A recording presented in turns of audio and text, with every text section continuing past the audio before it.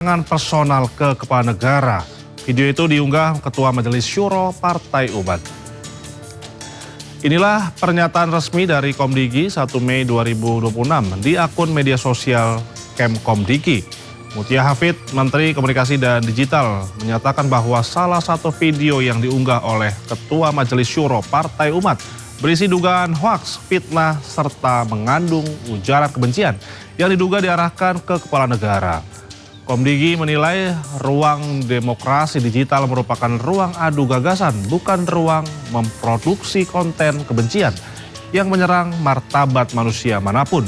Komdigi akan mengambil langkah sesuai undang-undang yang menyebut siapapun yang membuat dan ikut mendistribusikan, mentransmisikan video secara sadar telah melakukan pelanggaran hukum.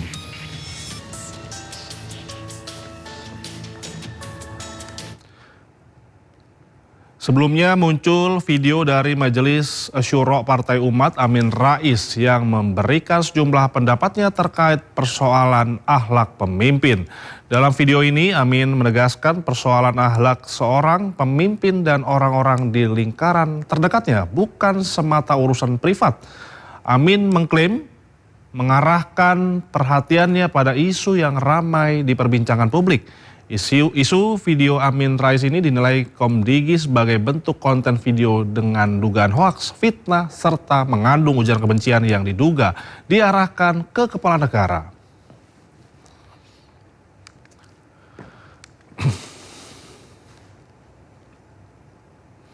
Peringatan Hari Pendidikan Nasional digelar di Paniai, Papua Tengah. Ratusan pelajar dan tenaga pendidik turut merayakan dengan semangat kebangsaan. Sebanyak 700 siswa bersama guru dan tenaga pendidik di SMP YPPGI Enarotali, Paniai, Papua Tengah mengikuti rangkaian kegiatan peringatan 1 Mei.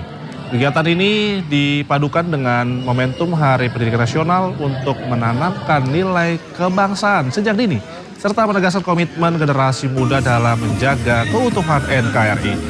Para guru menilai kegiatan ini mampu membangun karakter, meningkatkan kepercayaan diri, serta menumbuhkan semangat belajar siswa. Dan kami SMP PPGI dan kepala sekolah, guru-guru, kami sangat apresiasi buat kegiatan yang kami sudah lakukan di SMP PPGI.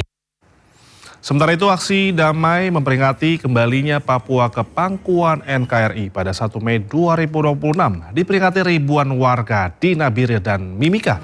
Momentum ini menegaskan komitmen masyarakat dalam menjaga keutuhan negara.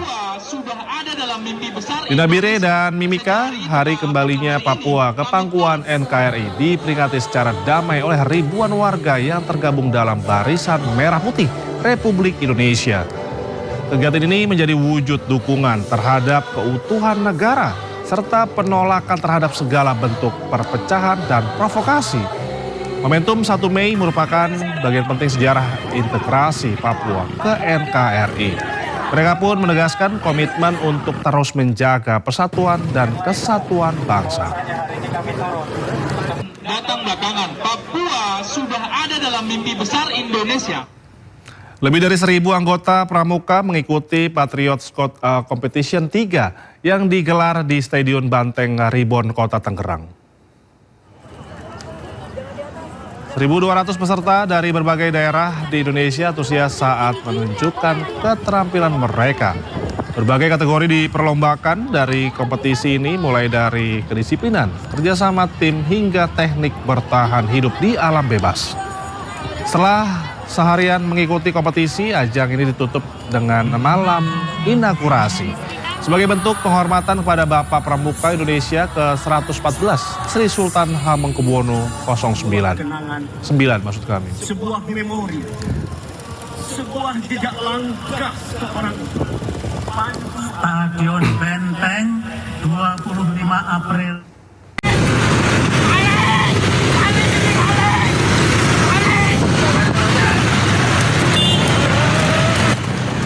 Seorang pria melakukan aksi yang sangat membahayakan. Pria ini naik ke atas kap mobil dan meminta pengemudinya menghentikan laju kendaraannya.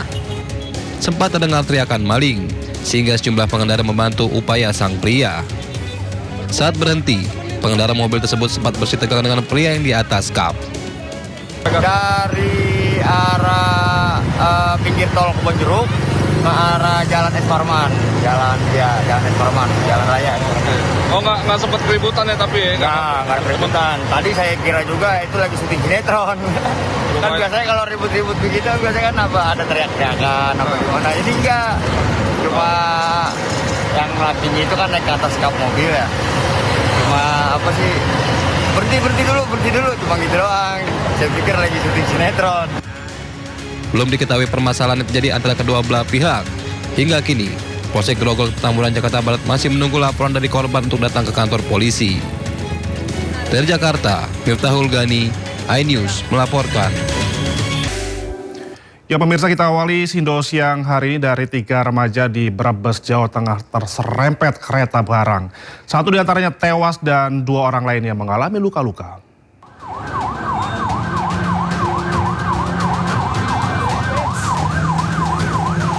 Tiga remaja putri terserempet kereta api di lintasan kereta api antara Stasiun Bumi Ayu dan Stasiun Kretek Paguyangan, tepatnya di Desa Dukung Turi, Kecamatan Bumi Ayu, Kabupaten Brebes. Peristiwa mengakibatkan 1 remaja meninggal dunia akibat luka serius di bagian kepala, sementara 2 lainnya mengalami luka-luka dan mendapat perawatan di RSUD Bumi Ayu. PT Kereta Api Indonesia Daob 5 Purwokerto mengatakan, insiden bermula saat kereta api barang relasi Jakarta-Surabaya melintas di lokasi dan menyerempet 5 remaja perempuan yang berada di sekitar lintasan rel. 2 diantaranya berhasil menyelamatkan diri, sementara 3 lainnya terserempet kereta. PT KAI kembali menghimbau masyarakat untuk tidak beraktivitas di area jalur rel kereta api karena berbahaya dan dapat mengancam keselamatan jiwa. Dari Brebes, Jawa Tengah, Unibar iNews melaporkan. Sementara itu, bus rombongan pelajar terjun ke jurang sedalam 15 meter di Jalan Lintas Sumatera, Desa Jangga Dolo, Kabupaten Toba, Sumatera Utara. Puluhan warga mengalami luka-luka.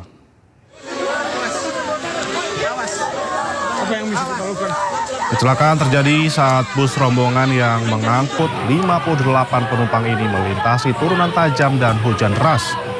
Sopir bus hilang kendali dan menabrak pembatas jalan sebelum akhirnya jatuh ke jurang. Usai kejadian, suasana di lokasi dilanda kepanikan. Warga dan pengendara yang melintas berupaya melakukan evakuasi. 43 orang mengalami luka-luka dan dirawat di sejumlah rumah sakit. Apa yang bisa kita lakukan?